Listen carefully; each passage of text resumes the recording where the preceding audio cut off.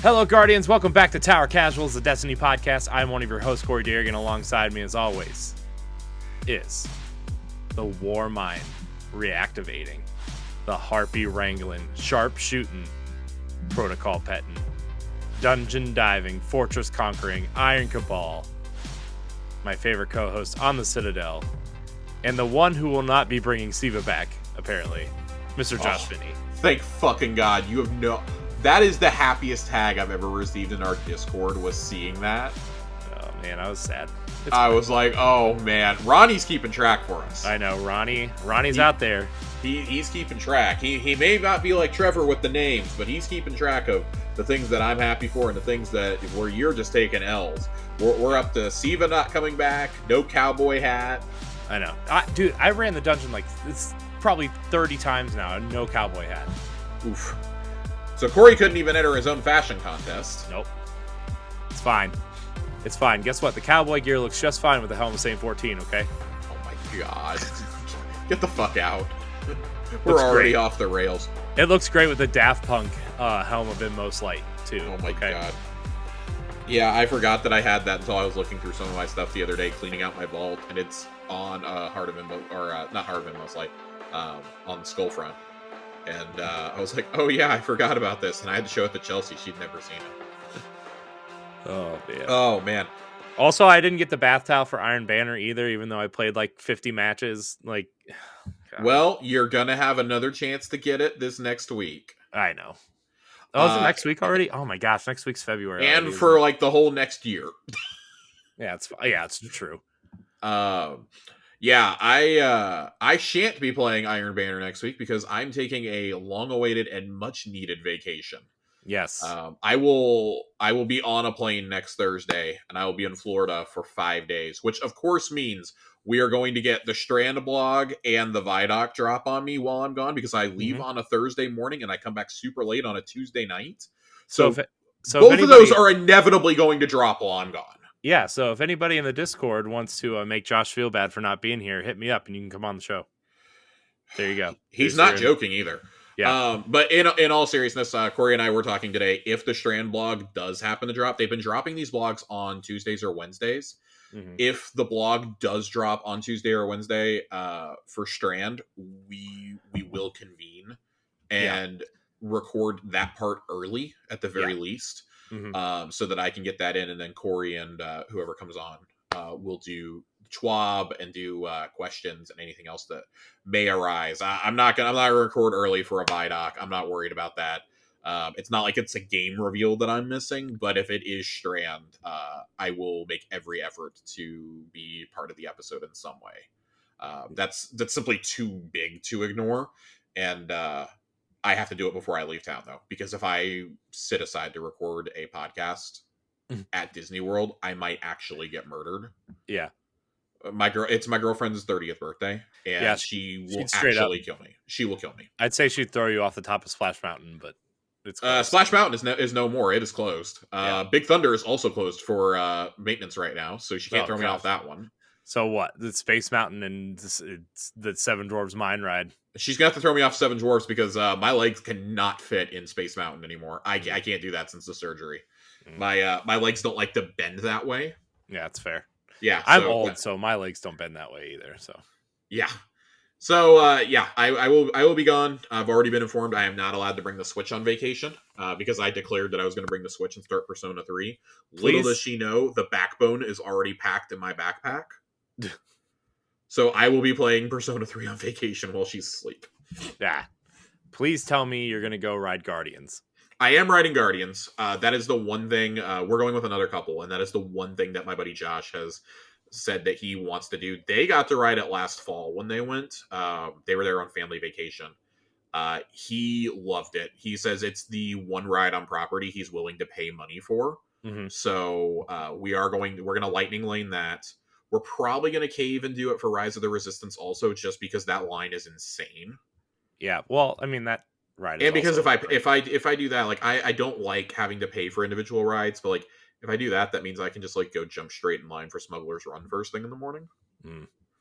Of course, I got to go have my blue milk. I got to get my breakfast Ronto wrap. I'm having drinks at the cantina. It's going to be a great day. Friday's going to be a great day for me. Yes, But I I'm will be quite jealous. offline for 5 or 6 days, and it's going to feel wonderful. Yeah, I'm quite jealous, Josh. I'm not gonna lie to you. I was jealous of you when you went on your vacation a couple of months ago. I mean, that's fair. You know, that's a fair point, but that doesn't No mean I'm gonna be tropical less storms in the jealous. forecast for me. Yeah, yeah, Ugh, yeah, great. Gross. Oh man, good times. Very, Busy's a very good good time. times. Yeah, it's been a busy week. I'm not going to say it's been a week. It's been a good week. It's just been a busy week. Had the Microsoft event yesterday. That was a lot of fun. Some of you may Hi-Fi Rush Hi-Fi Rush, man, announced and released. That's announced different and for released on the same Xbox. day.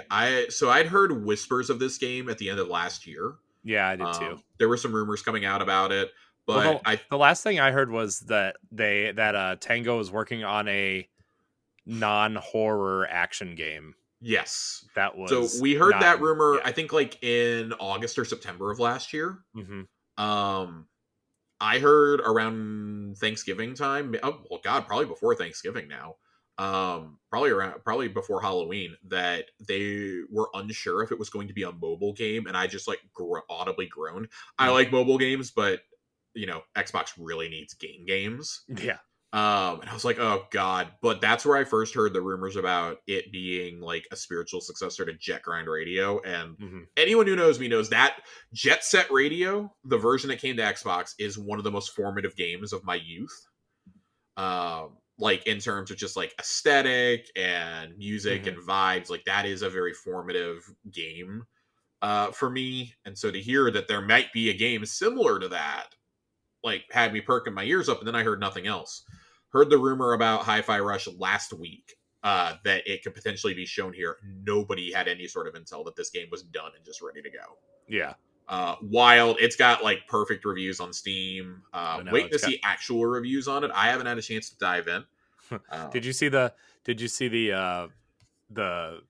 CW Flash meme of I did not. Hi-Fi Rush doing the peace sign with Forspoken on the tombstone?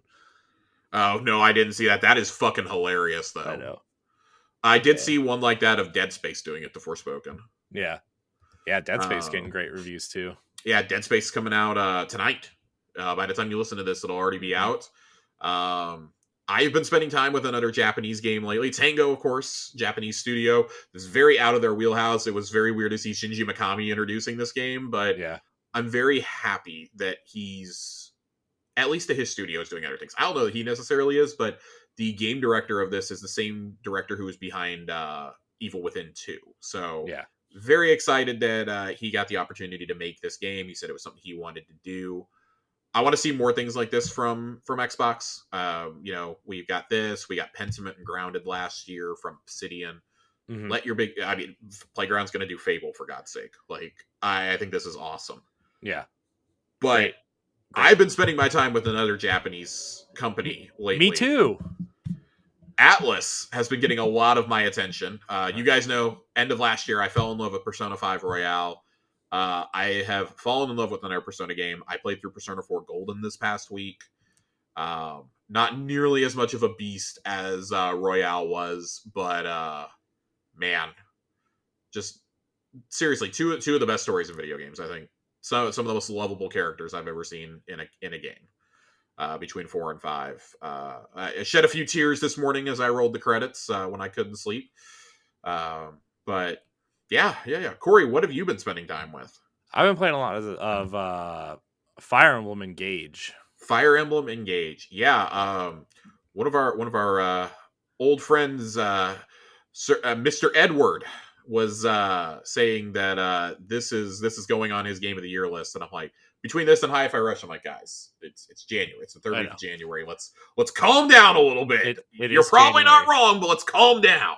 It is very good, though. I don't doubt that. It is very good. I don't know if you played Fire Emblem Fates or not on 3DS. I've never owned a 3DS, so okay. Well, if you played the Conquest version of Fates, it's a lot like that, where it's more of a hardcore strategy RPG instead of like the three houses, like, visual novel approach. Yeah. So yeah, no, Three Houses is entirely my shit. So yeah. that's probably the next game I'm going to start is either that or Persona 3. Yeah. So yeah, Three Houses has a lot of Persona-esque stuff in it. I think you would actually really love it. You're not the first person to tell me that. You're certainly not going to be the last. I have it sitting on my shelf. I just haven't started it. Yeah. Engage really strays away from that formula actually, and is more of a really hardcore strategy RPG. And you have relationship elements in it, but it is not anywhere close to, at least how far I am from what I've heard. It's just pass. But the gameplay is very good and it's very colorful. One of the better looking games on Switch in a while. Probably because it was made by Intelligent Systems and Nintendo proper and not some third party that they hired out to do it. That's fair. But yeah, very good. I don't know if I like it as much as Three Houses yet, but I also got really attached to those characters in Three Houses because of the relationship stuff. So yeah, I'm going to start it one of these days. I'm very, very bad at starting and finishing various games, but I'd really like to get to it. It's been, like I said, it's been sitting on my shelf for forever. Yeah. I got it on a clearance sale a year and a half ago and just haven't gotten around to starting it. I went on a huge RPG spree over the last 12 months, and somehow Three Houses did not find its way into that pile. Yeah, I mean, that's fair. Mainly because it's on the Switch, let's be honest. Yeah. So I may have to break my promise of no Switch if I start Three Houses and really like it. But Corey, we are here to talk about another online role-playing game. Yeah. But it's a shooter. It's Destiny. We do a Destiny podcast here. Oh, I thought you were talking about Anthem or no. Oh God, no. Marvel's Avengers or R.I.P. Pour one out for my guy. I know. Marvel's Avengers. Man, what could have been? Yeah. Ugh. It could have been a single player / multiplayer action romp. It could have. For all its faults, I do genuinely still like the Kamala Khan story in it. But yeah, it's the main rough. Campaign was, the story was great. It was fine. The story, and the combat was okay, but yeah, when the combat left a lot to be desired for me. I don't know. I played it a few times. My save file was also broken for like the first month of the game. I couldn't actually finish the game. So by the time it finally got around to I can finish it, I was like, oh yeah, I still have this. I forgot about this game. Out of all the really Marvel bummed. games that have come out, that is not the best one. No, my money would have been on pre-release. It would have been like Marvel Snap probably, because who the hell thought a Marvel card game would be good? And Marvel Snap is like low-key the best game I've played in the last 6 months. Yeah, that's what I hear. I'm kidding. God of War Ragnarok and the Persona games have happened. So, but it's one of my favorite games I've played in the last 6 months. You know, one of my favorite games I've played in the last 6 months, Josh, is Destiny 2. Well, yeah, but Disney Dreamlight Valley. Oh my God. I can't take you seriously. We're starting. We're starting. We've got 2 blog posts to get through tonight. We're starting. I know. I'm just kidding. Economy updates. So we kind of got a surprise blog drop last night. We couldn't really read it because it was all in black text. They yanked it down. They put it back up. Oh my God. You want to talk about something that is just catering to the community. This entire post is just a love letter to all of us who have begged them to update vendors. So let's jump into the nitty gritty of this, Corey. Nitty gritty. First off, Umbral Engrams are no more as of Season 20. Season 20 is what drops with Lightfall. But don't worry, seasonal content will transition to using seasonal engrams. Any Umbral engrams the player may still have in their inventory after Season 20 begins will be decryptable by Rahul. So go ahead and get those out of your inventories now. They did come out and say this evening that you will be able to... I guess it's in the TWAB, but we'll go ahead and say it now and expand upon it there. You will be able to focus one guaranteed deep sight drop every day from each of the seasonal vendors until Lightfall comes out, which is nice, but unless you reduce the focusing cost for some of those, it's still going to be a gigantic pain. Yeah. I specifically am terrified for Haunted. I don't want to go run 30 Leviathan runs to get the rest of my red borders. I genuinely don't know how much I care. I finished Bump in the Night the other day, and I'm like, yes, cool, I'm done. Yeah. But yeah, no, transitioning to seasonal engrams, I hope this is also the end of the bullshit Umbral Energy stuff. Yeah. That got really confusing to keep track of after a while. I'm going to be honest. I got 4 seasons worth of that stuff sitting in my inventory, and if I didn't have those symbols memorized, I sure as hell wouldn't know what they are for. Yeah. That's, I don't know, just like a personal nitpick of mine. And also, like, they were all reasonably priced except for the Leviathan stuff. That's like triple the cost of any other weapon. It's like, okay, the others are like between like 9 and 12, I think, energy, and it's like, okay, it's not great, but you had like multiple ways to earn it. The only way you could ever get that energy was by going and doing the Leviathan activity. And I did 50 of these things for the seal. I don't have any more in me. Yeah. It's like on my shit list next to Dares of Eternity right now, honestly. The Deepstone Crypt is getting there too after I got 2 red bordered bequests last night and nothing else is a red border. Wow. Ada 1. Ada basically doesn't have a job anymore now that all mods are going to be auto unlocked for us. Yeah. She just can still hand out transmog. She will now be selling old shaders. Great. Which is great. Yeah, each shader is going to be 10,000 glimmer. Get this though. Great. 3 shaders per week. So we still have to have Twitter accounts to follow Ada's inventory. Oh, jeez. Dude, it's terrible. I'm looking through this list, and there are genuinely things on here I do not have, which is like filling me with like panic. Because all of the faction ones are in here. Oh yeah, like yeah. Yeah. all of the faction shaders are in here. As well as all the Black Armory shaders are in here. The old Escalation Protocol ones are in here for sure. Gold Leaf is in here. There's there's a lot. There's several from from Opulence, like a lot from like Forsaken and earlier, like the Year of Forsaken and earlier is in here. So that's what they're focusing on this time. They make it very clear to say that these are the shaders that'll be offered during season 20. So this may change up season to season. Or maybe they'll just like make an archive for us to buy them. I don't know. But the real big news here, Corey, weapon focusing is getting a massive overhaul. And I'm very excited. Commander Zavala finally is going to let me focus all those goddamn Vanguard engrams. Thank God. Thank God. I'm so excited for this. Vanguard engrams are a virtual currency and will live exclusively on the rank progress bar in Commander Zavala. Basically like they do for the other vendors. You can open them individually directly on Zavala, but Vanguard focusing, you can tie directly into either armor or weapons. Vanguard engrams do not need to be claimed in order to be spent on focusing. That is a massive change. Previously, we had to claim, like, you have to claim the Saint 14 ones, for example. And that's really annoying. You have to claim Saladins. It's really annoying. You don't have to do that with these. I really, really like this. Vanguard armor available for focusing in Season 20 is the Photo Suede set. I believe that's the current set right now. Yeah. And then the weapons you can focus, it's Zavala's entire loot pool. It's Xenoclast 4, Third Axiom, Royal Entry, Empty Vessel, Punching Out for TCMO 11, which I completely forgot existed, by the way. That's a kinetic shotgun, in case you're also wondering what the hell that weapon is. Strident Whistle, Pure Poetry, and Prolonged Engagement, which is this season's awesome Stasis SMG. Highly encouraged to get a good roll on that one. Brand new Vanguard weapons are drop only for a single season and are available for focusing the following season. So just like old Drifter and the like have had for a while.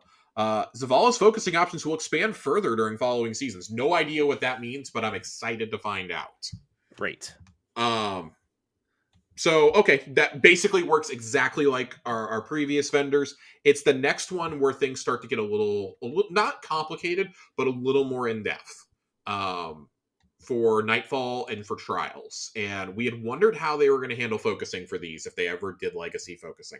I think they've got a pretty good system it's going to take a little bit to get down, but let's talk about the cost. Yes. So Nightfall weapons. Nightfall weapons must have been acquired from Nightfall strikes at least once before becoming available for focusing. Nightfall weapon focusing will cost 1 Vanguard engram, 20,000 glimmer, 50,000, or not 50,000, God, 50 legendary shards. I was going to say 50,000. That's more than even I have. 50 legendary shards. Close, though. We can all agree, I think, that is a fair cost for an endgame weapon. Oh, yeah. I think that's more than fair. You have so many ways of earning Glimmer now that I don't feel bad about things costing 20,000 Glimmer. I do think we need to talk about an increase in the cap for Glimmer, but I don't think 20,000 is bad for an endgame weapon. Right. That you only have to technically get one time before you can focus to your heart's content. Yeah. Nightfall weapons available for focusing in Season 20 will include the Malicious Birthright. That is the kinetic grenade launcher. Mindbender's Ambition, the shotgun. Wendigo GL3 heavy grenade launcher. The Hung Jury SR4 scout rifle. Ooh. The Swarm machine gun. And this is the one that took me by surprise. The Buzzard sidearm. Which, if you remember Buzzard was previously a pinnacle weapon that you could earn during Shadowkeep. Yeah. So that was a little surprising. That also makes me completely convinced we're going to see those old ones come back with random rolls. Break next, please, please, Bungie, break neck. However, to get the adept weapons, because I know that's what everyone's thinking. What about the adept weapons? All right, let's talk about this. Yeah, let's do it. When completing Grandmaster Nightfalls, in addition to previously existing rewards, players will also acquire Adept Nightfall Ciphers. The number of ciphers that players earn depends on whether players qualify for Platinum, Gold, or Silver rewards at the end of the Nightfall. The number of ciphers awarded per GM Nightfall completion score are 2 for Platinum, 1 for Gold, none for Silver. For a deeper breakdown, to focus an Adept Nightfall weapon will cost 50,000 Glimmer, 50 Legendary Shards, 3 Vanguard Engrams, and 10 Adept Nightfall Ciphers. I do not think that is too rough. Mm-mm. I do have a feeling that the Nightfall Ciphers may get adjusted as we go through seasons, and that all but guarantees to me they're going to have at least 1 or 2 easy GMs, a la Warden of Nothing, Lake of Shadows, Insight Terminus, things like that each season, so that you can farm these out. Yeah. We don't know if you're going to carry them over season to season quite yet either. But I think right now, 10 may be a little high. I have a feeling that probably gets adjusted down to 7 or 8. Yeah. But I think 10 right now, until we see the system, I don't think that's too bad, considering there's plenty that you can go in and just farm. This does lock them to only be able to be gotten during the end of the season, though. Which, again, not necessarily sure that's a bad thing. And it does not say that you have to earn the adept first. It does not say on here. I would assume you need to earn the adept weapon. All 6 of those weapons we read off, by the way, will have adept weapons. This is the other kick. Zavala will offer a single adept Nightfall weapon for focusing each week, which will match the Nightfall weapon currently in rotation. Again, don't think that's a bad deal. I think it's basically like Trials. You go do it, you get your drop, you're not happy with it. If you don't want to go grind out more and you got ciphers, drop them. Especially, I can see a lot of us sitting on our ciphers, and when it's some horrible week, say Corrupted has the best weapon of the season, you're going to go dump them all during Corrupted week. Yeah. But I think this also gives us incentive, and we're going to discuss this more when we get to Trials. This, I think, also provides an incentive for us to be leveling up and resetting our ranks, because you need so many Engrams to be able to do some of these things. Yeah. Zavala, maybe not so much, even for the Adepts, but for Trials, it's going to get a little sticky. Vanguard and Nightfall focusing isn't the only big update that focusing will get. In fact, every ritual will see growth in the number of items available for focusing as we introduce Legacy Gear focusing. This system allows players to obtain many pieces of gear from the last several years of Destiny 2, many of which have not been accessible for quite some time.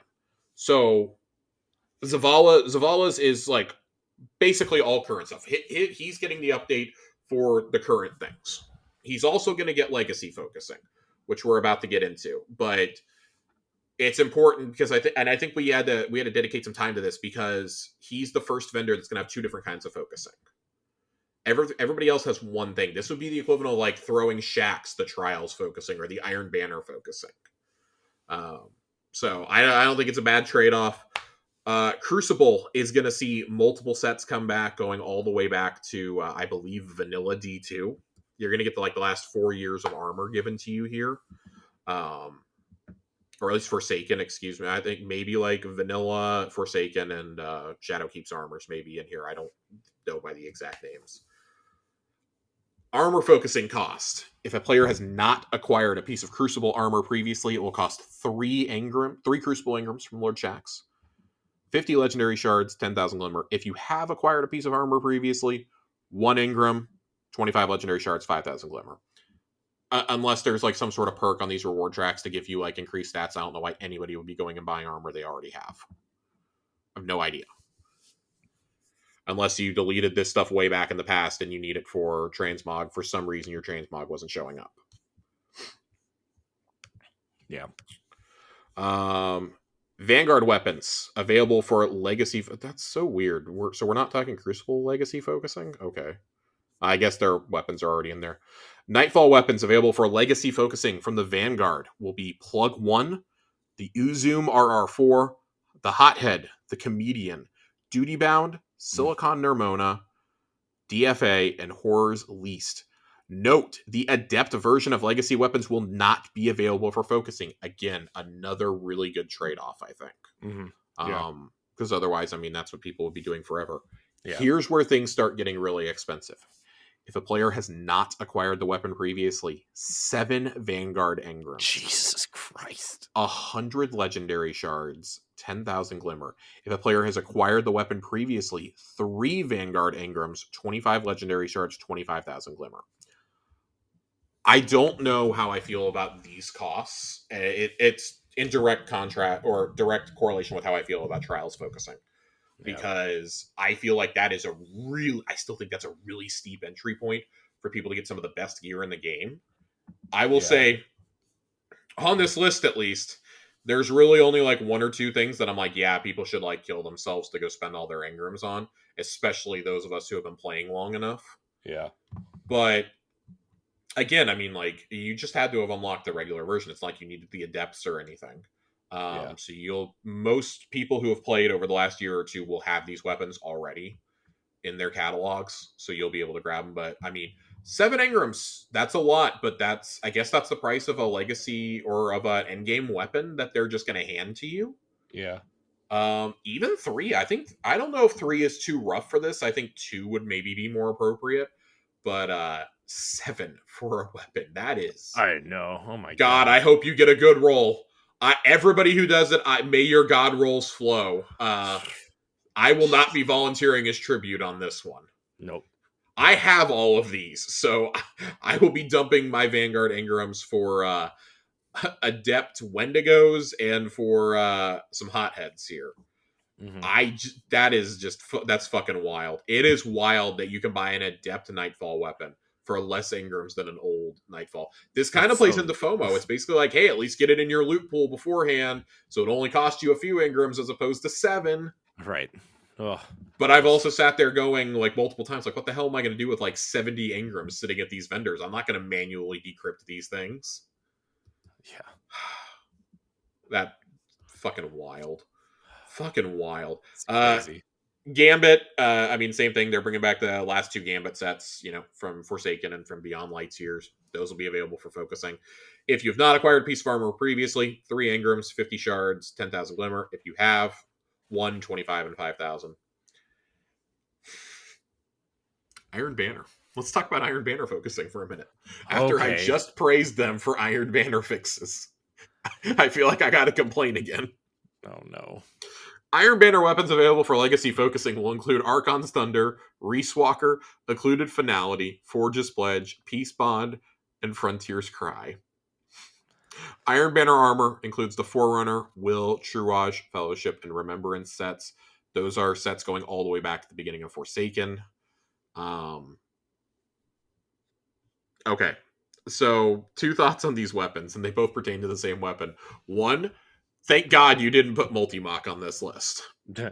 2, how the fuck did you not put Multi-Mock on this list? It's the only weapon anybody still wants, Bungie. Right. God alive.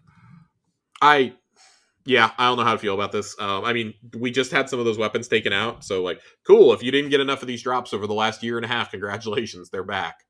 Right. I guess they can't reach too much farther back because they're already recycling those weapons.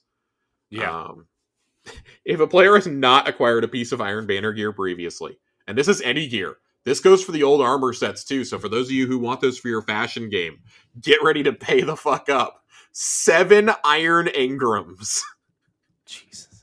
for a piece of armor. 7 Iron Engrams. Okay. I can't even understand it for weapons. I was gonna say I can understand it for weapons. I can't even understand that. This is a mode you want everyone to play.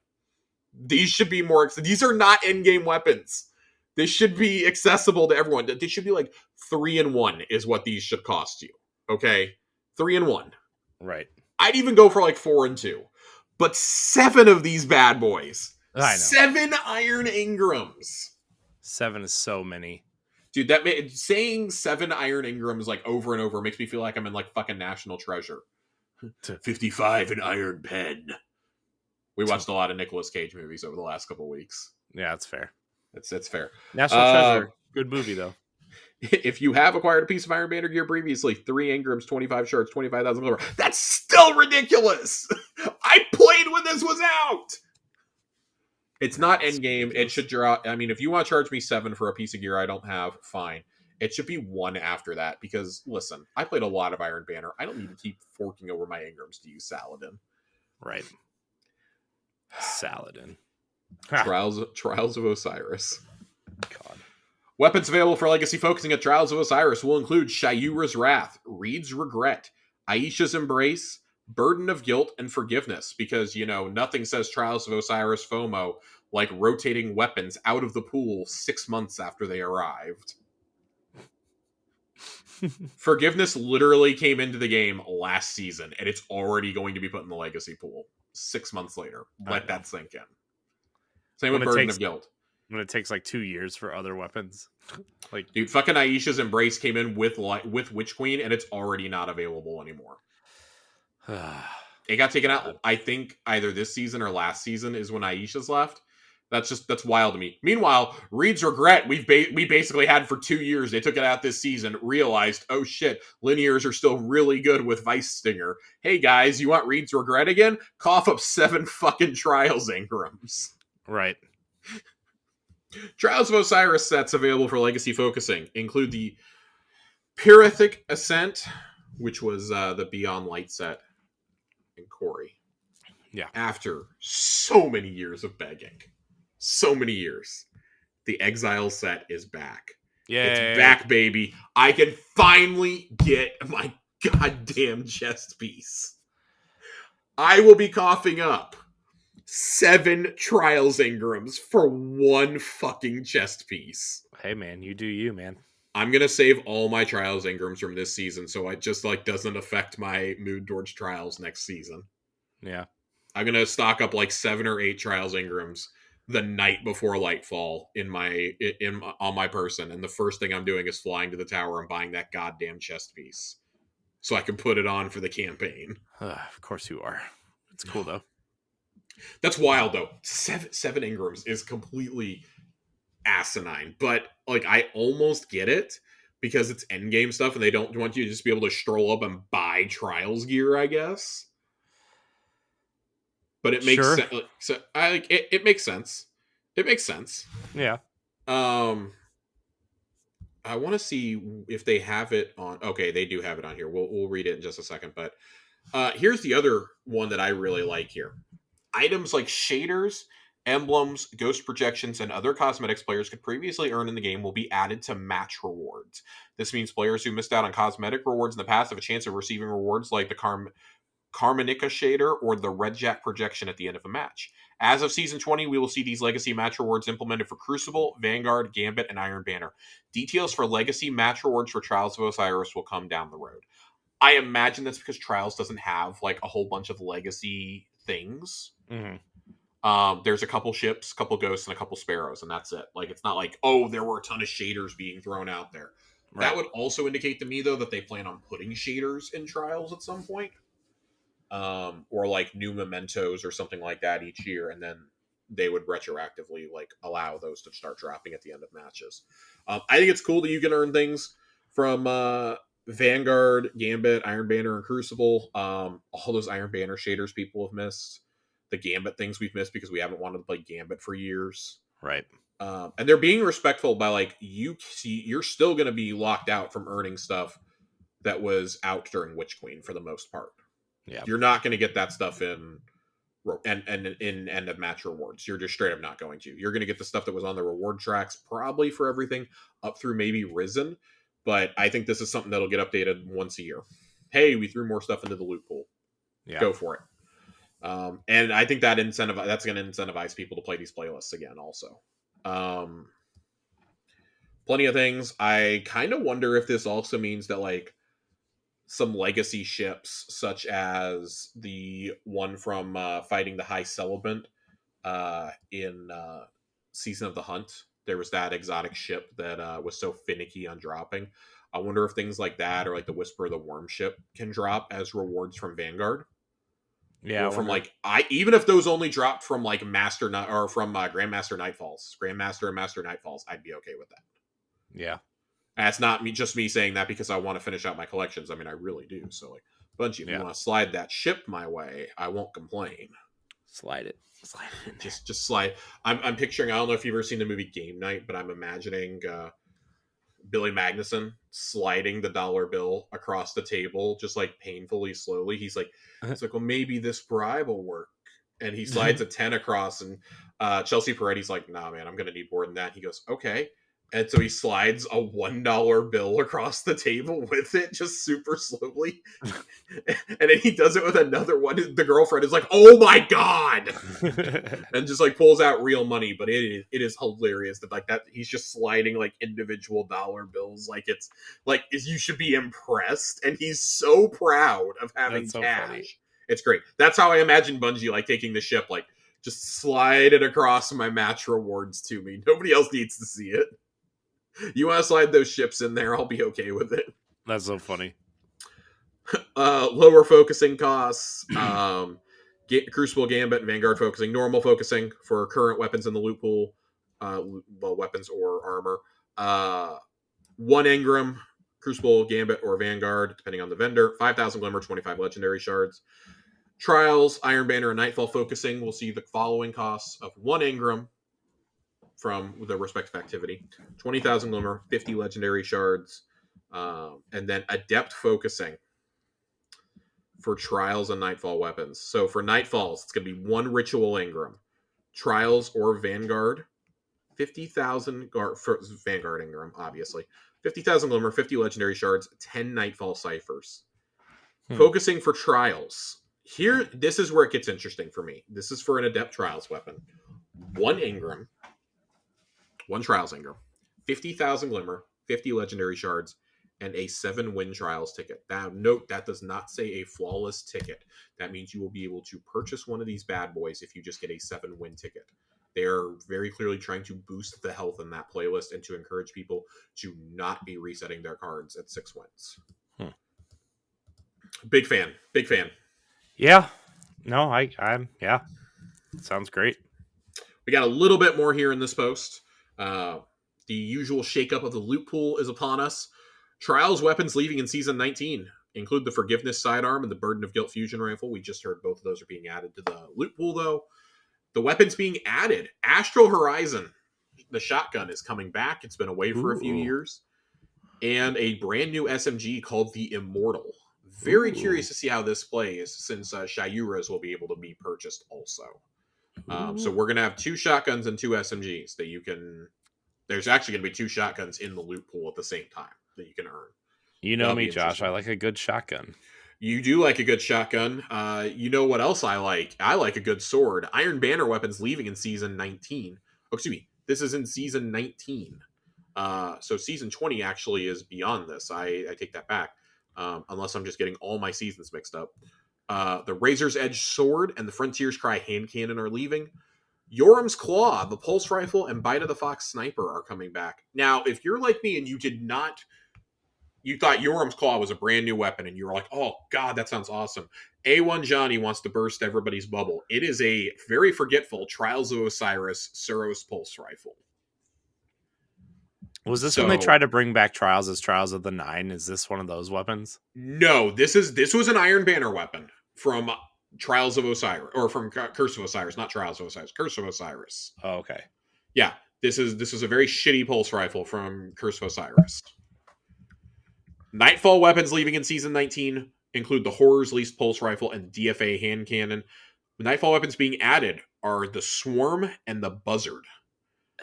I kind of remember this pulse rifle. I just looked it up to see what it looked like. It's kind of looked it up to see what it looks like. It's like the look of it is just like a generic Suros pulse rifle with like an Iron Banner shader on it. That's literally all what it looks like. Gross. So it even says Suros on the front. It's so gross. It even says Suros on the front. Yeah, no. Next season is season 20. The end of this blog post is wrong. I was verifying my information. Next season, the season with Lightfall, is season 20. Yeah. So, yeah, this blog post is just worded very weirdly. So overall thoughts on economy changes, Corey. Good, bad, ugly. Give me your take. I mean, I think overall it's good. I think some of the stuff seems a little too expensive, especially like the weapons that you have to pay like 3 engrams for if you've gotten them before, right? Or 7 engrams if you. Yeah, I think the 7 engrams is a little wild, even if you've never gotten it before. I think that's a little wild. I think I don't know, like 5 and 2 would be more acceptable to me. Yeah, I like though that they're starting to give you the options to focus stuff. I think the economy needs just adjusted a little bit, but I think they're trending in the right direction because we've been talking about this for a long time, Josh. A long time. Like almost 2 years, a long time. And, I just think the economy needs adjusted a little bit, but I think they are trending in the right direction. Sure. I want to see how they change it in the next couple seasons because they're going to adjust stuff as Destiny Twitter will complain the entire time.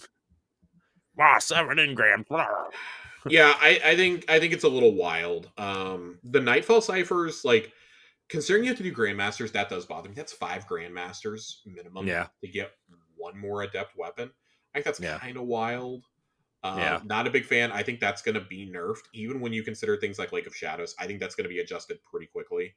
Yeah. It might not be adjusted this coming season, but it almost certainly will be by season 21. Mm-hmm. I really can't imagine anybody being. I think that's an absurd cost. Yeah. Unless you're going to let me pick my perks too, that's a little too much. The 7-win trial or the 7-win trials card is what interests me because you could play like all weekend and like not get the drop, but then you can go buy the adept. I think that's actually pretty fair because the adept versions of these weapons aren't like significantly better. It's going to give you that tiny bit of edge though, which could be the difference in like a day 1 raid or in a GM or something. Yeah. And I guess I understand locking things you've never gotten behind 7 engrams. Like, I get it for trials and for nightfalls. I get it for those. I don't get it for Iron Banner. I think doing it for Iron Banner is just absurd.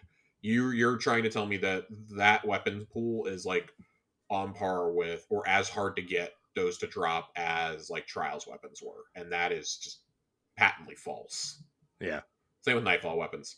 I think if anything, like the Trials weapons probably should be the most expensive, followed by Nightfall, followed by Iron Banner. Iron Banner should be on the level of like Gambit and Crucible, frankly. If that's a mode that you claim is for everybody and it's only around 3 times a season, like thank God they're doing this change when they're adjusting it to 3 times a season and it's not just 2. 2, I would absolutely riot over.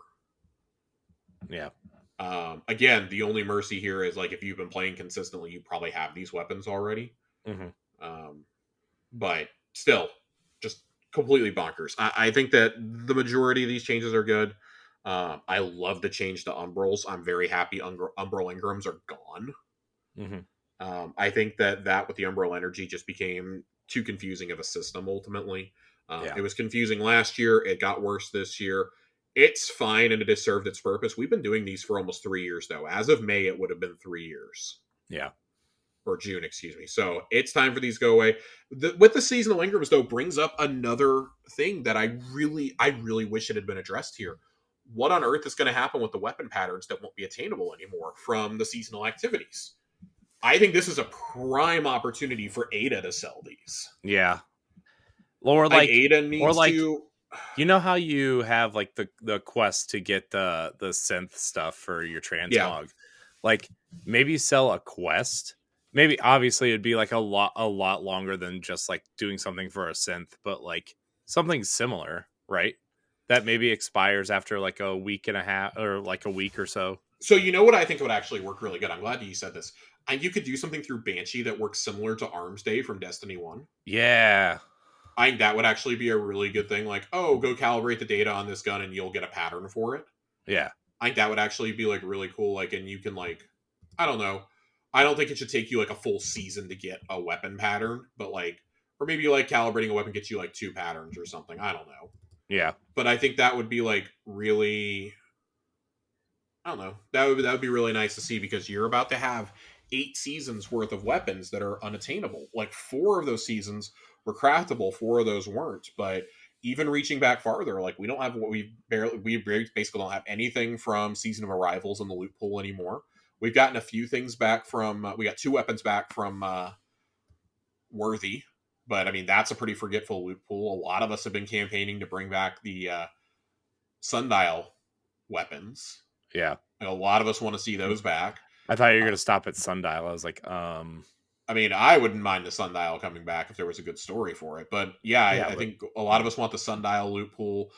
Of course, Black Armory has been much asked about. We got a good chunk of Menagerie. We got 6 Menagerie weapons back. Yeah. Or 4 Menagerie and 2 Crown of Sorrow weapons. So I think there's plenty of ways that you can do this that doesn't feel like you're just shoving new rolls of things down our throats, but there has to be a way to be able to attain those 4 seasons worth of weapon prints. Like maybe you can do some, maybe you do some through Banshee, maybe Rahul just outright sells a couple, maybe Ada sells a couple a week. Zur could do a couple a week, but like if you do them through Banshee, you're going to work for them. Yeah. So I don't know. Again, I think that would just be like something else that like you can work on in your spare time or something. Just go and do it. It takes you like 5 minutes. Cool. It's just like Arms Day was. Like maybe you do it and you have to turn the gun back into him and like you get 1 pattern, then you'll get the next one at your post box the following week or something. I don't know. Yeah. Just something's got to happen with those. And I think I speak for everybody when I say we'd like for Splicer and Chosen weapons, we'd like those loot pools to be craftable. Those were especially the Splicer pool. Yeah. Those were the best weapons released last year, just straight up. I'd like to be able to craft a threaded needle at some point, even though Taipan is so good. Yeah. Like, I think there's unique ways you can slap the Cabal perks we had from Risen onto those. Yeah. And then, like, you know, the Splicer guns, we could give them some of the same intrinsic origin traits as Plunder had. There's almost certainly going to be another Cabal and Elixir season next year. Yeah. I mean, maybe they're saving them for that, but I still think that's a little silly. Yeah. Unless you're just making these like super attainable now, but then it's like, well, what do you do for players who like are unable to play now and like for future acquisition purposes? Like we can't go a whole nother year without knowing what's going to happen with these weapons. We all assume the old weapons we put into a world loot pool, and that didn't happen. Yeah. The world loot pool in this game sucks right now. Yeah, it's not great. Like, if you were to add those weapons into the loot pool, I don't think anybody would argue with you. Like, oh, cool. Because those seem to be the ones that drop with red borders and not the stuff I actually want. Right. Yeah, it's not great. It's not great. It's not a great time. Not a great time. You're going to have a bad time. Have a real bad time. Speaking of bad times, we're going to move into the TWAB, but Destiny got taken down for the longest time it's ever been down this week. Yeah, I went to log in the other day and I couldn't get in. It was not because of a DDoS attack. It was because of the patch that shipped that, hey, we got rid of blue Engrams, but they revolted. Yeah. The blue Engrams decided to do a day 1 raid against the Destiny dev team. It was funny. I saw Paul Tassie's tweet that said Blue Engram Strike Back. That's basically what it was. It was awful. Yeah, it was pretty funny. Man, not great, not great. There was a lot that happened there. You guys can read on this, but what happened was the issue was caused when some currently incompatible EDZ and Nessus triumphs were moved from Forsaken into the Archive Triumph section. To make that change, we used a tool that can move player state from one location to another in the player's account. This tool is very powerful but requires careful and cautious handling. Due to a configuration error, we accidentally reran an older state migration process used for the Beyond Light release. As a result, we ended up recopying old data from before Beyond Light into the current configuration, essentially undoing certain aspects of player progression since then. Once we identified the issue that resulted in the loss of player state, we took the game down and rolled back player database while we investigated on how to remove the dangerous change from the build. We constructed a patch for 6.3.0.5 that removed the specific change that was causing the issue, tested it, and deployed it to live. As a result of this fix, all player accounts had to be rolled back to 8:20 a.m. Pacific Standard Time on January 24th. This means any progress made between 8:20 and 11 a.m. was lost and all purchases refunded. This was a very scary moment as a player to wake up to seeing people. I slept very late that day. I've been a little under the weather. People going, "Oh my god, my stuff is missing." Yeah, And I was like, especially "What?" when you've had those reports of players' characters being deleted too. Yeah, and I mean, yeah, Johnny and I talked about that last week, and it's funny because like we laughed off all of that. Like outside of the one case where it was proven to have happened, everything else was a hoax. Yeah. And we were like, "Oh, okay." And I was like, "This is exactly what I get for laughing at that. This is exactly what I get for brushing that off." I go to the Discord just hoping and praying that none of our players were affected, and so many. I think it was. I don't know if it was Sammy or somebody else said they were missing their curse breaker seal, and just like, oh my god, like hours of progress gone, like missing moments of triumphs they'd been working on. And it was at that point I was like, Joe Asis and I were kind of like, well, yeah, it's probably going to get rolled back. The game will probably get rolled back. We had this instance 2 times a couple of years ago during Season of Dawn. Yeah. Where it was right before we started this show, actually. It was a couple months before, where upgrade materials, bright dust, and certain quests went missing 2 out of 3 weeks. And those were alarming because they had to roll the game back both times to figure out what the hell was going on. And then nothing like that happened again for a few years. Yeah. I've seen a lot of people say like, "Oh, well, this is just the doomsdayers, the bad faith brigade are out in full force on Twitter right now." The Bad Faith Brigade. They're screaming up a storm, going, "Oh, well, of course this was going to happen. Didn't you see Iron Banner last time?" It's like, okay, my guy, like, listen. Iron Banner was in a rough spot, but you have to understand, like, Kotaku ran a story yesterday, for example, that I just saw a ton of developers from across the industry dunking on, because their story was like, Destiny 2 servers are like finally starting to go, or like it's clear they're being held together by duct tape, and basically any designer that I've ever seen on Twitter was quoting it and going, "Y'all really don't get how game development works, do you?" Right. Because game dev and like IT really is like duct tape. Yeah. It's metaphorical duct tape. Like if somebody built the systems and they're no longer there, good luck. And when you're on an engine as old as Bungie's is, they're using the Halo Reach engine. Right. For God's sake, we're still using the Halo Reach engine. Right. Something's going to fail at some point. Right. I expressed the view a couple weeks ago, and especially last week, that I think that Destiny 3 is in the works. If it's not after this latest debacle, I don't know what to tell you. Like, I really hope that. I mean, it has to be, right? I mean, it has to be. By the time Final Shape comes out and ends, right? Like theoretically, at the end of that cycle, that engine. Granted, we know they've made a few upgrades here and there, right, to make, but it's still like spaghetti strapped together. Oh, right? it's spaghetti code. Yeah. So, like, man, that engine's going to be 15 years old at that point, like, or probably 20, because they were probably working on it during Halo 3's development, essentially, right? To build Reach. So, like, yeah, man. yes.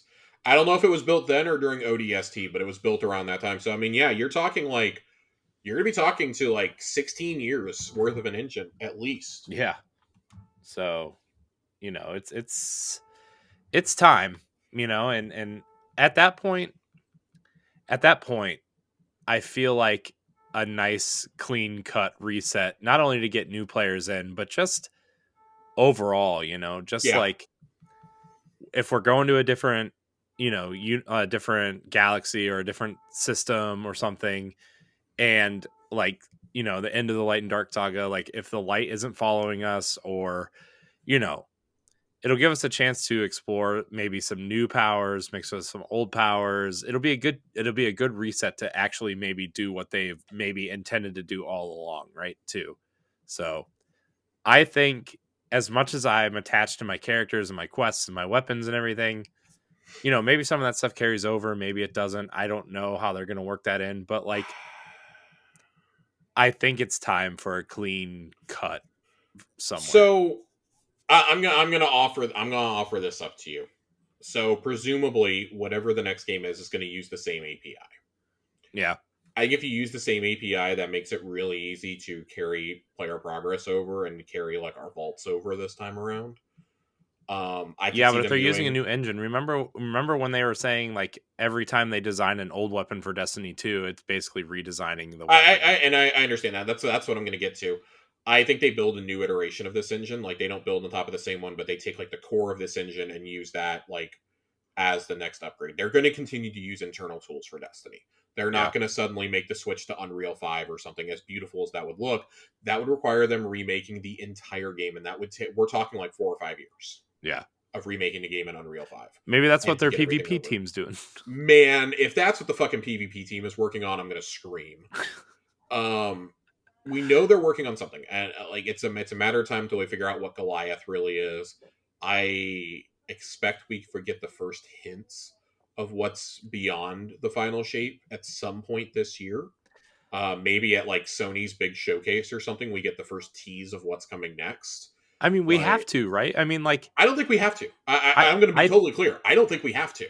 I kind of think we need to know like kind of like a direction they're going. Maybe not like story spoilers or anything, but like, you and I have had this conversation. Does the story end with the Final Shape campaign, or does it end with the seasons after, or do they split it in two? Like, So we've had that I discussion. do think we'll have an answer. We'll have an answer on that by the end of August. We'll have an answer on that by the end of August. They're going to have to address that.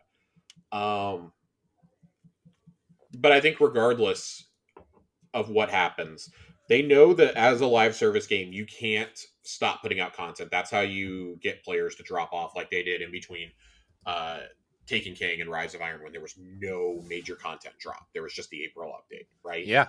It's funny. Um, It's funny you say that, because I was going through archiving my old Destiny show, just mhm. because I don't really want to lose things. I'm starting to archive Right. stuff. And it was funny because that episode, the spring update, it said the battle. I forget exactly what it was titled, but it was like, in the battle between the Division and Destiny 2 spring update, Dark Souls wins or something, because Dark Souls 3, I think, had come out at that point. Yeah. Yeah. That was the title.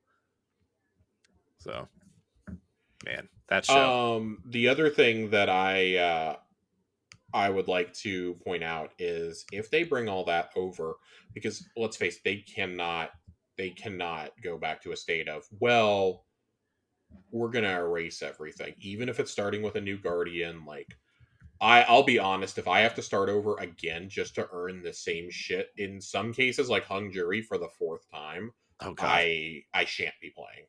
I will cease involvement with playing with the franchise. I have no desire to start another character. I don't want to go back to. I don't want different subclasses. Subclasses are finally in an amazing place. Yeah. I want you to keep building on what we have. I don't want to go back to square one again.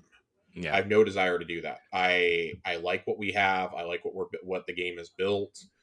You want to do things in the future? Cool. Continue to do like technology, like Strand. Yeah. In that instance, I don't think we need more powers necessarily, but I think like gear would be welcome. Like another gear based class could be really cool. Yeah. Um, and I don't want to talk anymore about a Destiny 3, but I do think like it's becoming increasingly clear with the issues that they've had of late. You're gonna have to do something. Like the game is limping along. That's not the reason why this stuff happened, but you get an understanding of like the spaghetti code kind of behind it with this post. Right. So armchair game development moment. I'd really like for them to work on, if they have not already done it, and I'm pretty sure they're working on it, because we're getting new iterations of the current engine. I think that's like things they can deploy now without massive overchange and overhaul. Mm-hmm. Part of me is secretly hoping that the reason they pulled the content for the content vault isn't just for the space, like they said, and for the story, but it's because they are rebuilding it in a Mm-hmm. new engine. And that they will be ready to, like, that maybe they can migrate what they've been doing for the last couple of years into it very easily. Yeah. That is, and I mean, that's me clinging to some hope here that they have a plan, but I have no idea. So we'll have to wait and see on that one. Unfortunately, we have some other really cool stuff in here, though, Corey. We don't have a whole lot in the Schwab, but Cool stuff. it's early. It's early in the year, so that means it's time to start thinking about Festival of the Lost. Of course. 10 months away. 9 months away. 9 months away. It's far enough away to where we can't count. That's all I gotta say. I think this is pretty cool. To get into the changes more specifically for how we're voting this year. In past years, 2 Festival of the Lost armor sets were developed. Example, Monster and Dinosaur. The voting occurred at the theme level, and voting was aggregated across classes. In 2023, one of the big changes we are making to our voting is making fan voting class specific. Last year, voting was very close, but it wasn't consistent across classes. To help make sure each class gets the armor set they're most excited about, we've decided to let each class vote individually rather than bucketing armor sets together. To address some of the logistic issues with that approach, we're trying something a little different with the concepts. Instead of making 2 themes, we've chosen creepy crawlies as this year's theme. You'll be voting on 2 different interpretations, a spider style or a bone-chilling beetle. That means if Titans want to live the arachnid life and hunters can't live without glowing wings, everybody wins. I gotta say, the warlock beetle set looks really cool. So yeah, I saw people saying like, okay, so we're voting for Titans and Hunters for spiders, and Warlocks are definitely getting the beetle set. Yeah. Let me tell you something. The Warlock set, I actually don't think looks bad for spiders. That helmet sucks. Yeah. The Titan set kind of looks cool. It kind of looks like a who's the villain from the first Ant-Man movie? Yellow Jacket? Yeah, it kind of has a Yellow Jacket vibe to it. The guy from House of Cards? Yeah. Who's apparently MODOK now. Yeah, the guy from House of Cards who died because he was doing so much cocaine. Yeah. The character, not the actor. Yeah. Well, I want to be really clear. Corey Stoll is still alive and well. Yep. One of my favorite working actors. It's all good. The beetle set, the hunter cloak seems like it could be cool, but I'm getting really tired of goddamn horns on everything. So I'm deliberately voting against this set out of principle. The rest of it is really cool though. I like the glowing on it. The Warlock set looks really, I mean, Hunters again, just have 2 good sets. The Titan Beetle set sucks. Yeah, I'm not surprised though. The Titan sets always are bad. It kind of blows. I told A1 Johnny that I'm going to vote for the Beetle set deliberately for Titans though. Yeah. Just because I want to sabotage it. How you vote is changing a little bit. As an example, if you sign up for emails via your Bungie account, you'll receive an email allowing you to vote for your primary class. If you're a Hunter main, you'll receive a Hunter email. We know a lot of you play more than one class, and others haven't been able to receive our emails for one reason or another. If you're in one of those groups, we have a solution for you. We have a separate voting link where you'll submit your votes for your secondary class or primary if you didn't get email. These votes will be blended into the same pool as the others. These are draft concepts. We don't plan on changing them. We reserve the right to do so. We're saying this because if our art team comes up with an awesome way to make them even cooler, we want the flexibility to make those changes. They're masters of their craft, and we want to leave them the space to do what they do best. These, I mean, honestly, like I may say like, oh, the Titan set doesn't look as good. I think all 6 of these genuinely look pretty decent across the board. Yeah, it's definitely better than we've seen Titans sets, or like the Monster set, for example, did not look great last year. It didn't look great the year before either. All 6 of these are genuinely, like, I think they're actually good. Obviously, Team Spider-Man, they look better. But the Hunters better win Team Spider. All I'm saying is I want those legs as my cloak.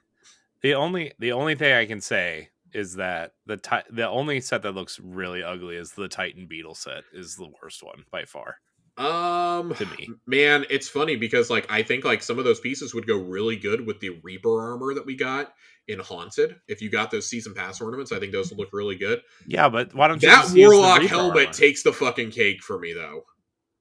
That takes the fucking cake as like the worst thing. The Spider Warlock helmet. Oh, like with the that is 5 the eyes on it. individual worst piece of armor here. The Titan Spider helmet is a little goofy too. It looks like you're like smiling. It's a little goofy. It's a little derpy. I mean, I actually think the Titan helmet on the Spider looks okay. I think it's. But I didn't say it looked bad. I just said it looks derpy. Yeah, but also like when you live as a Titan, all your helmets are ugly. So when you get one that looks halfway decent, you gotta. You could rock that with the Daft Punk helmet, though. I could. You're giving me ideas here. Or Loreley. Loreley would look really good with that too, probably. Yeah, maybe. Some upcoming content changes, just really, really easy stuff. Really quick things here, which I'm excited to talk about this first point. We're going to talk about this first point.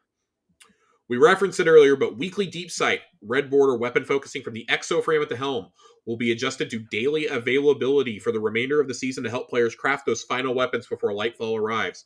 This will also apply to vendors offering guaranteed deep sight weapon focusing from season 16 to 18. So that is, for those keeping track at home, that is Season of the Risen, Haunted, Plunder, and Seraph. You'll be able to do these for all of them. Again, I think they're all mostly fair outside of Haunted. I think Haunted is still absolutely absurd. 27 of those bad boys. Dealer, I saw what you told me earlier when you were like, hey man, that's only like an hour a day of grinding. Let me tell you something. I'm not spending an hour a day on the Leviathan for the next 3 weeks. I'm not. I don't have that many podcasts to listen to. And there's only so many Genesis albums a man can listen to while he's playing Destiny. Okay? I can't do it. Teenagers in Japan need my help. That's, yeah. Iron Banner reputation gains kick in on Tuesday as well. Increase the base rep earned each match. Increased multiplier contribution from wearing Iron Banner armor and from equipping the emblem. Go earn the chainmail shader if you haven't already. Seriously, it is one of the coolest shaders they've ever done. Yeah. I'm really glad I killed myself to get it last time because when I was like, oh crap, it's only twice this season. Of course, they're going to do the other season when I go on vacation. And lo and behold, they are. So instead of having to kill myself on Tuesday and Wednesday nights, and possibly very early Thursday before my flight, I now can just relax, knowing that I played an ungodly amount of Iron Banner last time around. Yeah. Season of the Seraph is ending soon. With Season of the Seraph and Year 5 ending on February 28th, and now is a great time to redeem any Bungie rewards retiring at the end of the season.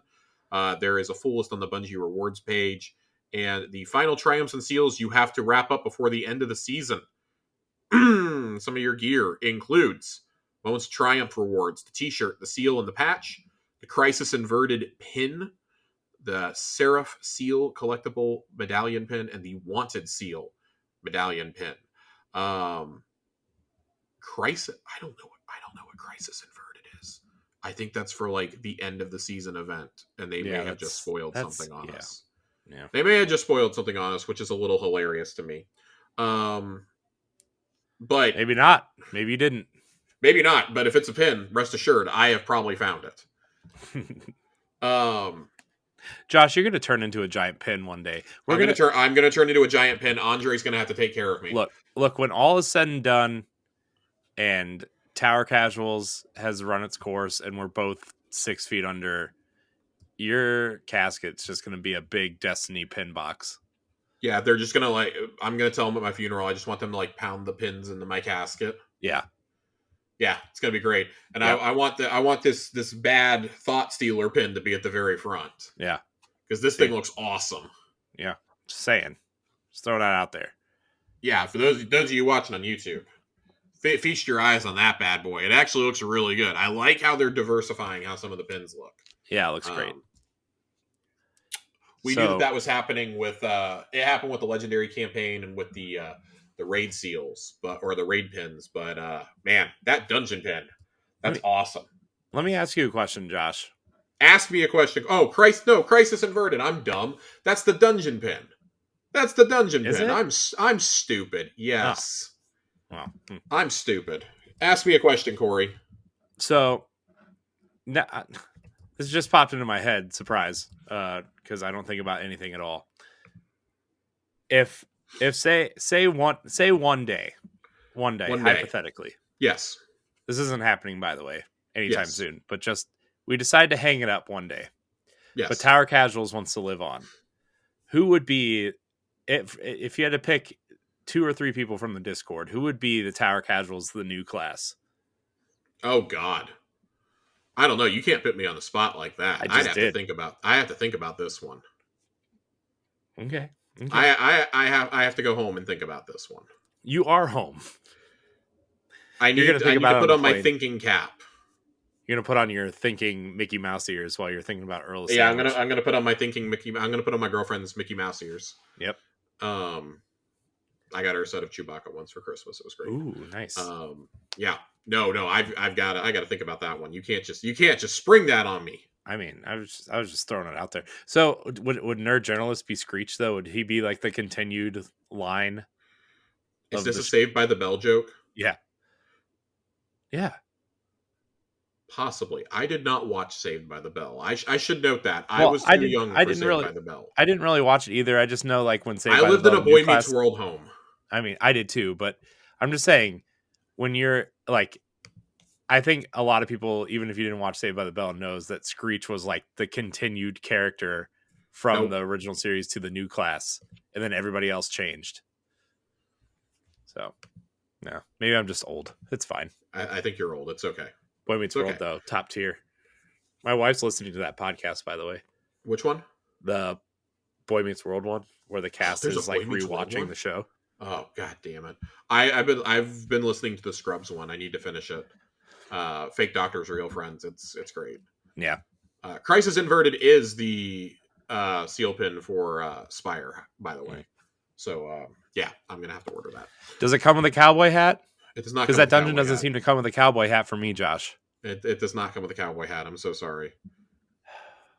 It's fine. It's fine. There's a lot of things here on known issues. One that I want to point out here, I wasn't going to point anything out, but I want to note that Season of the Seraph Seal only needs 9 of the 10 available triumphs to acquire the title. I don't know if that is actually an issue or if that is supposed to be a thing that happens. So if you have been like skipping out on like doing some of your challenges to like finish out the exo table like I have, you might want to go get those done just in case, so you can get your titles. In case that is, because this is worded very weirdly. I don't know if that's a glitch or if it's not showing up as that for some people. Right. So very very confused. Many weapon crafting quests and triumphs are not progressing. That's wonderful to know. Great. Yeah, right. We are aware of an issue causing next artifact unlock to incorrectly display 0 out of 1 instead of expected XP progress. Visual only issue, and players are still able to earn the additional artifact unlocks by earning XP. But yeah, that should be it. I think that's going to do it for this TWAB. Naturally, they're going to throw out Strand stuff while I'm gone next week, so you guys enjoy that for me. Naturally, Naturally. Corey? Yeah. Let's do some questions. We got a couple questions tonight. We don't have a whole lot, but we've got 3 or 4 of them. Yep. Let's do it. Question time. Pull up ye old questions for us. Ye old questions. Yeehaw questions. Whoa. Joasis writes in and asks, what are Zavala, Ikora, and Saint 14 running in trials? Oh, God. So I've given this some thought. Nova Bomb. Yeah, Ikora's absolutely running. She's absolutely running Slova Bomb. Yeah. She's running around with the best shoddy she can find, the best slug. Yep. She's running around with a heritage. She's been grinding out some Deepstone Crypt. Saint is absolutely running the Helm of Saint 14, and he's throwing up barricades everywhere as a Void Titan. This man's an absolute menace to society. Yep. Zavala is absolutely a Striker Titan, though. That man is Thunder Crashing. You just see him Yeah. load in, and everyone's like, "Oh, hey, look, it's Zavala. We can beat up on Is him. he though? He's still wearing armor from Destiny 1." And then he just like whips out Curse of the Falling Star, and you're like, "Oh no." Yeah, I no, that man is absolutely thunder crashing. I guess. I would have thought he would have been running bubble. No, he's running Thunder Crash. We already saw the lightning going through his fists when he was ready to throw down with Keitel. It's true. My man is gonna there's no way he was not gonna do a point blank yeet right there. He's absolutely yeeting. He's yeeting, he's deleting, and he's happy about it. He's running some awful auto rifle out there. Yeah, what's the one that he is still Origin using? Story. Yeah, Origin Story. God. Yeah, sorry, sunsetted weapon. You can't use it here. Get my man a nice Chroma Rush or a Sweet Sorrow or something. No, he's gonna use what was the one from Risen's Sweet Sorrow? Was that the one from Season of the Risen? Yeah. Kaido gave it to him after they Rhino fucked on the table. Oh no, then he's definitely running Peace of Mind because he's an absolute menace to society. He's running a pulse. It's God, it's terrible. It's all awful here. I hate it, Corey. Who was the last character? Who else? Zavala, Ikora, and Saint 14. Oh, Saint 14. Man, he's running Telesto. He's crazy. Oh God, no, he can't do that. He has to have perfect paradox. Yeah. He can't run double specials. It's fair. It's fair. He's running like that in a sidearm. He has no long game at all. He only has short game. Yeah. He could just run 2 shotguns. He could run a kinetic shotgun and a oh my God. shotgun. Get the fuck out. Okay. Dealer asks, if Finn was to be nicknamed, what would it be? Are we having another call for nicknames here? I have like a dozen of them every episode. Yeah, I mean, I could come up with some new ones. I guess. I don't know. I guess. Should we run another competition before Lightfall? We're not running another competition before Lightfall. No, we've done enough contests lately. It's Maybe fair. we'll do one come the summer. Okay. When it's time to retire more names, we'll do it. Look, when Lightfall comes out, there's going to be a whole slew of new things to nickname. There are. There are. Yes. Like the grappling groaner. I don't know. Oh God, that just makes me sound like an insufferable prick. Don't answer that. Don't reply to that. Tiger Jesus 64 writes in and asks us, if Destiny did another Fortnite style crossover, but with Star Wars, what would the armor sets for each class be? Oh God, first of all, I think the easy sets would be like Mandalorian sets, Stormtrooper sets, and any other set that required a helmet, like the Princess Leia of Return of the Jedi. Here's the wild thing. So Tiger Jesus says that he thinks Hunters would definitely get Mando armor, and Warlocks would get Sith Guard sets. Let me tell you something. Everybody can get a Mandalorian themed set. Every single class. Yeah. Because yes, Hunters would get the actual Mando set, the Mando / like Boba Fett set. They absolutely would get that. Unless you look at the Warlocks, since Boba Fett wears a fucking dress now, you can give them the Boba Fett style armor. Or they can get the armor of the armorer from the Mandalorian. The Forger, the Forge Master. That's true. And then the Titans can get the guy that has the fucking chain gun. Oh yeah, that guy's cool. That guy's a piece of shit. That's why you guys get to be him. Dude, that scene in season 1 where all of them came out made me really want a Halo Reach movie. Yeah, that was cool. He's a piece of shit in Book of Boba Fett. That's fine, but I'm talking about Mandalorian. Fucking Jon Favreau walking around in his fucking Mandalorian armor. It's awful. I hate it. He tried to take Darksaber away from my boy. I feel like Mando armor is the easy answer here, but you could also, I think you could do like Jedi and Sith sets for everybody. Yeah, I just feel like the Mandalorian armor, like not the Mandalorian, but just like a Mandalorian style armor would be the easiest to apply. Hunters are full. Hunters are getting the chrome helmet and everything. Fuck y'all. I mean, if you want, we're the Hunters. Fuck y'all. Yeah. Well, we get the cool shit. No, I think that the Titan set would be really cool if they gave you all the chain gun that just like it's like locked in place or something like War Machine style. Yeah, like the way that you have the shield with the Assassin's Creed set. Oh, don't remind me that exists. I'm Hey, still it upset exists. about this. I'm still very upset about that. I'm not happy. Yeah. But yeah, no, that I think a Mando crossover would be the smartest, or like a bounty hunters set even. Mm-hmm. I just don't know what you do for Titans at that point. Yeah. Like Warlocks, you can still figure something out, but Titans I think would be really hard to do. Like you're gonna have to give them a buff Mando. Yeah. Spinny writes in and go, well, oh, so I should actually add this. Joasis says he feels like Stormtrooper or Titans would get Stormtrooper armor. God. Can Uh, we at least get the no, never mind. Titans could be Wookiees. No. No. No. Okay, confirm. Corey does not have a cowboy hat, and he does not want to be a Wookiee. No, look, I'm gonna be a Wookiee whenever that Ubisoft Division Star Wars game comes out, if it ever does. Oh, dude, it's gonna be so bad. It's gonna be so bad. I'm just telling you.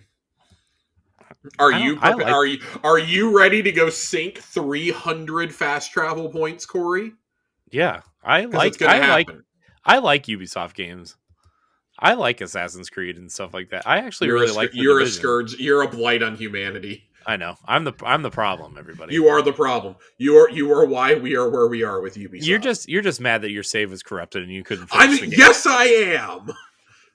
It's been over 2 years. I'm still upset. Maybe if you buy that Shaxx armor, they'll fix it for you. I hate you. Spinny writes in, what are some of the new weapon perks you guys would like to see in Lightfall? Personally, I want more stasis perks. I want perks that are gonna like synergize with the verbiage in subclass 3.0 more. Mm-hmm. I don't think we have enough of them yet. I know they're updating some of the exotics. I'd like to see overall like weapon verbiage updated for that also. Yeah. I don't know what some of those look like. We already have void, arc, and solar explosions. Obviously, we have stasis shattering. I don't know what else I'd really want to see. I mean, maybe like something that like passively deals fire damage or like blight damage or something like that. I think would be really cool for both solar and void. Maybe like when something is jolted, they take a little bit of they're taking a little bit of like ticking damage, and then when you actually activate Volt Shot is when they take like a big lightning strike. Yeah. Things like that I would like to see, but I want to see more synergy. I want to see more reasons for me to build into my respective subclass with my loadouts. Yeah. I think this came up in our Discord the other day. Maybe it was a couple weeks ago. I'm not sure. It was actually a question that maybe you and Johnny answered last week. I'm not 100% sure, but so you know how you go to Ikora to like kind of upgrade your light subclasses now, and you know you kind of buy them and then you meditate. I do know that. I'm intimately familiar with it. Do you think they're going to change that for stasis? Because like I don't think people are going to want to go do all the aspects for 3 characters for that. God, I was annoyed doing it for 1. I mean, not necessarily Ikora. Maybe you go to this. Maybe you go to They LC absolutely know that they cannot ask you to do it like they did with stasis. Yeah. They have to know that. That has been such a sore point. That's why so many of us haven't gone back and done the campaigns on other characters, just because we don't want to have to go through that again. Like, I'm not playing through all that stuff and then all the extra quests to do the Shadebinder. I would love to have that for my Warlock. I'd probably play my Warlock more. I would love if campaign progress and like aspect progress were account based and not character based. It has to be. It has to be. And like you can go back and replay them, obviously, if you want to with the other characters now, right? Yeah. Like you did with Witch Queen, but like, man, I would just I like the campaigns, don't get me wrong, and I would replay them if a friend needed to, but I'm not gonna go back and replay the campaign 3 times, you know. So yeah, I mean that was already bad. It absolutely gets worse when you realize you have to do all the shit after the campaign too. Yeah. Yeah. That's where it gets really bleak, I think. Yeah. And then we have one final question. We get pulled up here.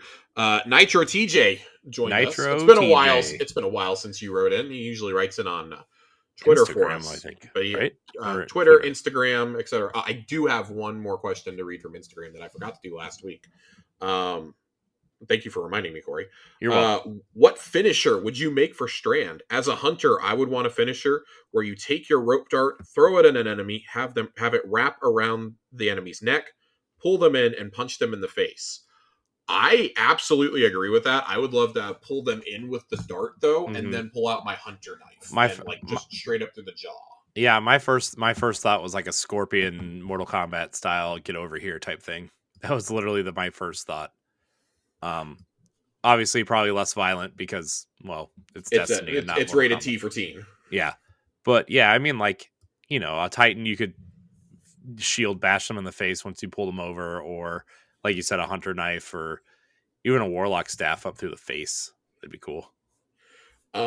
Yeah, I think the warlock one, a warlock one would be really cool if they like cast Threadweaver or whatever it is. Yeah. At the ground, like you saw something move, and then like just strands came and like pulled the enemy down or like pulled it apart. Even I know this isn't like a fatality, but like I don't know, like when they go to pull it, the enemy just disintegrates. That would be cool. Yeah. The Titan one, I would actually love to see.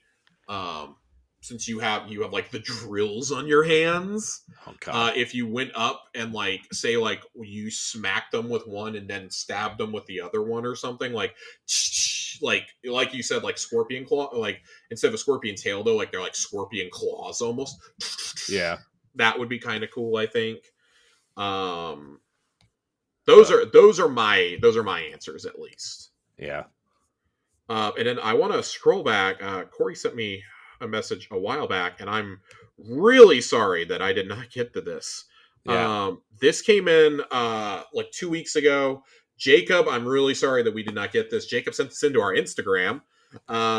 It's been a while, but I got a question for you guys. I'm not totally sure if it's been said what's happening to the current seasonal red borders once Lightfall comes out. That being said, if they are somehow available in Lightfall, how would you like the system to work? Bounties, kiosks, being sold at Banshee, or whatever else you can think of. We did inadvertently answer your question during the show. We did, but just as a recap, I think that it should work kind of like Arms Day did in Destiny 1. And I think that it would be fine if Xur outright sold like 4 different red borders each week, and you could buy like one of each. Yeah. I think a system like that would work. You should never be buying a weapon from Xur that does not come with a red border at this point. There's so much in the pool they can pull from for him. Everything should be able to be a red border, and he should sell the Dares of Eternity stuff also. I saw, I think it was Ronnie and a few others kicking around the idea, what if we put the old seasonal weapons with red borders into Dares of Eternity just to shake up the Dares loot pool? I swear to God, if that's what happens, I'm never worrying about crafting them. I'm never playing Dares of Eternity that much again. To craft those weapons. I do not care about any weapon enough to do that. I played so much for that stupid Vidmaster seal. It's true. But Jacob, thank you for writing in. I'm so sorry that we took so long to answer your question. It completely slipped my mind last week with Corey being gone and trying to play in the show that I completely forgot to answer you, but we appreciate you writing in. Yeah. Sorry, I should probably do a better job of checking Instagram messages. I don't really check Instagram all that much because I use a third-party app to send our social media stuff out, and I don't really check the Instagram messages, so sorry. But also, join the Discord. It is all good. Also, join the Discord. Well, before we get out of here, Corey, I have a lore corner for us. Lore corners have been really slow this year. I know part of that's due to the API. Also, the lore this season is like genuinely like kind of discombobulated. A lot of it is Rasputin's thoughts. Very little of it like actually is like stuff that we can like disseminate and like discuss now. Yeah. But we are going to read one of those pieces today. I'm going to save a couple of the others just so like we can have at least one a week leading up to Lightfall. God, we're going to have like 3, maybe 4 episodes after this week until Lightfall. That's so crazy. 32 days of this recording. 32 days as of this recording. Yeah, we will have 4 more shows after today between now and Lightfall. Well, and I will be here for 3 of them. So I have enough material to do 3 lore corners. Great. For sure. We're going to do one that I think is actually going to be pretty important to the end of the season or to the beginning of next season. Now that we have the fresh speculation that we're going to be back in the Dreaming City breaking the curse next season. Fool me 3 times, and you're not getting me a 4th time, Bungie. Nah. Just kidding. They're totally going to get it. This comes from this season's exotic, the Manticore. Across the Ooh. ascendant plane in the theater of the mind, a queen and a war god do battle. Within their arena, elocation becomes a spear and conviction a shield. You are small minded, stabs the war god. Short sighted, you value life over victory. Her words are sharp, her thoughts malicious. The queen parries and counters. You are single minded, she thrusts back at her opponent. Myopic, you are war and nothing else. A glancing blow. The war god retorts. War is eternal. You are not. You wither and die like your armies, your subjects. The war god's spearhead finds purchase. The queen is struck but not felled. She adjusts her tactics and attempts once more to puncture her foe's armor. War is ever hungry, she answered. You must fight forever, or it will consume you instead of your enemies. In truth, you are not war, merely its avatar. A deft maneuver. The war god is surprised and pleased. In response, she pivots to a new angle attack. Your brother shuns you. The queen falters. It is an opening in her defenses. She failed to cover adequately. Psychic blood seeps from a mental wound, but she rallies. Your sister plotted against you, she lunges forward. She freed herself from the bondage you still endure, and she did so at my hand. The queen feels the spear pierce the war god's hide. Something akin to a grasp echoes through the ascendant plane as the war god takes a step back. And then the war god laughs. You are a worthy foe, she says as she sheaths her spear. I look forward to our next battle. She departs the field. The queen is alone, bleeding and spent. The war has begun.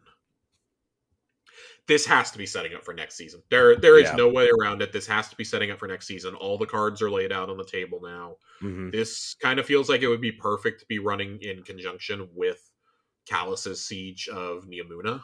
Yeah.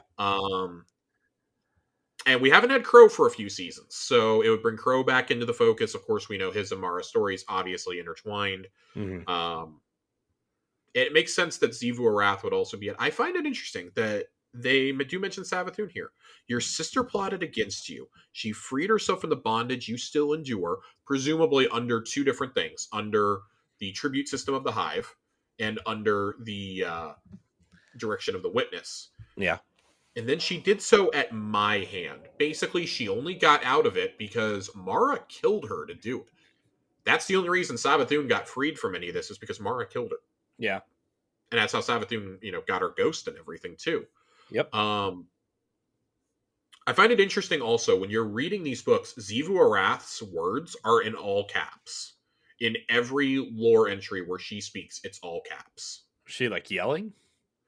She, I imagine it's more like a boom because she's the god of war. Yeah, it's true. I'm intensely curious to see if we get a look at Zivu Arath in one of the upcoming Vidocs. I bet we do. I feel like she has to show up at some point in the Lightfall story. Even if we don't fight her, I think she has to show up either then or at the end of this season. I feel like we got to get a glimpse of her at least. Yeah. She is the last of the siblings, the last of the Hive gods, really. And we know, I feel, well, we don't know, but I feel like the Hive's story probably finishes up with the final shape. They're so closely intertwined with the meaning of the darkness. I feel like it has to, right? Especially if they're introducing like. I think it would be silly for Zivu Arath to like live through everything unless they let her live through everything just for her to be the raid boss or to be a raid boss.